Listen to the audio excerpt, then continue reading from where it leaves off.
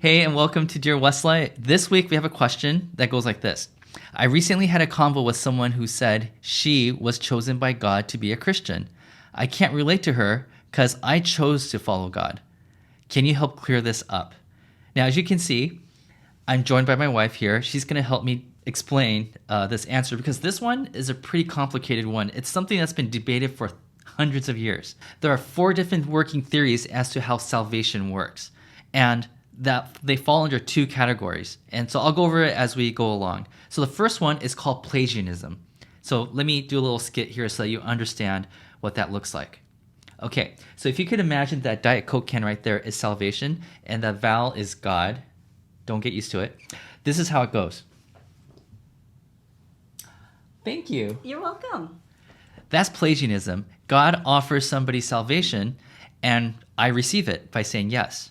So the whole idea behind Plagiarism is that if God offers you something, then it would be cruel if you didn't have the ability to actually accept it. This view is the least popular of the 4 because Pelagius, the guy who came up with Plagiarism, he was founded as a heretic, and so a lot of people don't talk about it that much. But anyways, let's go to number 2. Now this is called Semiplagianism. Go ahead. Oh, why thank you. Uh-oh. Ugh. Would you like this? Yes. Ugh. Let me help you.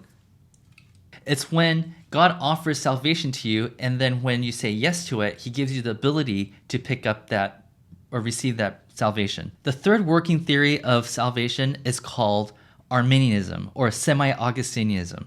Don't worry, you're not going to be tested on this. This is how this one works. Now, go ahead and offer me the gift of salvation.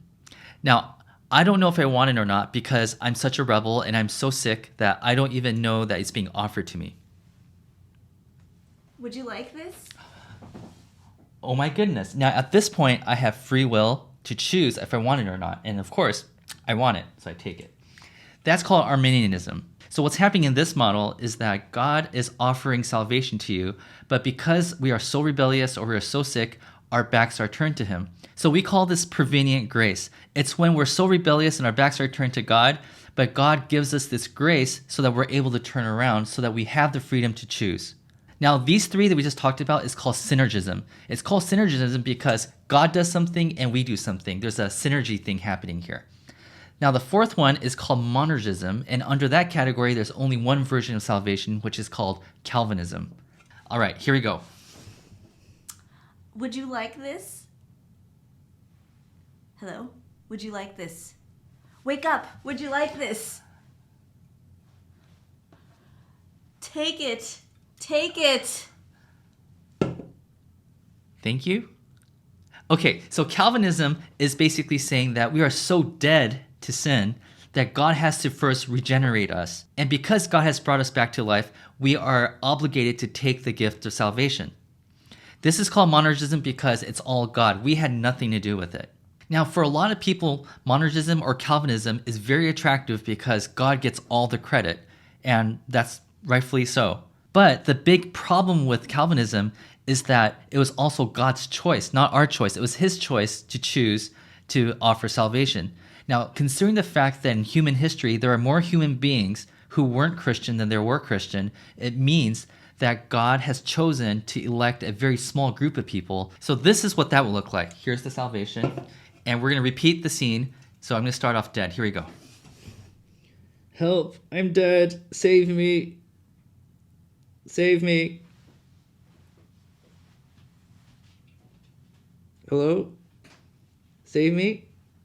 The problem with monergism is that if you look around the world and realize there aren't enough people saved, the only one that you could blame is actually God and his lack of kindness. And for some other people who fit into the synergism camp would say, that doesn't sound like a loving God to us. So the question that was submitted describes the scenario where one person says, I was chosen to be saved. So that person is probably Calvinist, or we call them monergists.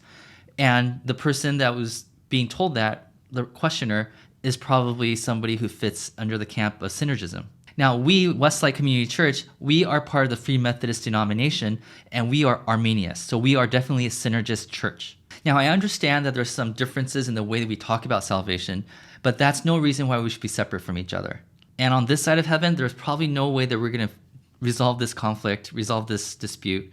So at this point, there's no point in debating about this. For some people, monergism works, and for other people, synergism works. But the bottom line and the core thing about this whole thing is that, do you love Jesus? And that's what it comes down to. Now, this whole world of soteriology, which is the study of salvation, is very complicated and it's pointless to debate. But nonetheless, it still happens. So I hope this answer was helpful to you. If you have any more questions, feel free to email me. And special thanks to Val for helping me out with this demonstration. All right, take care. Bye.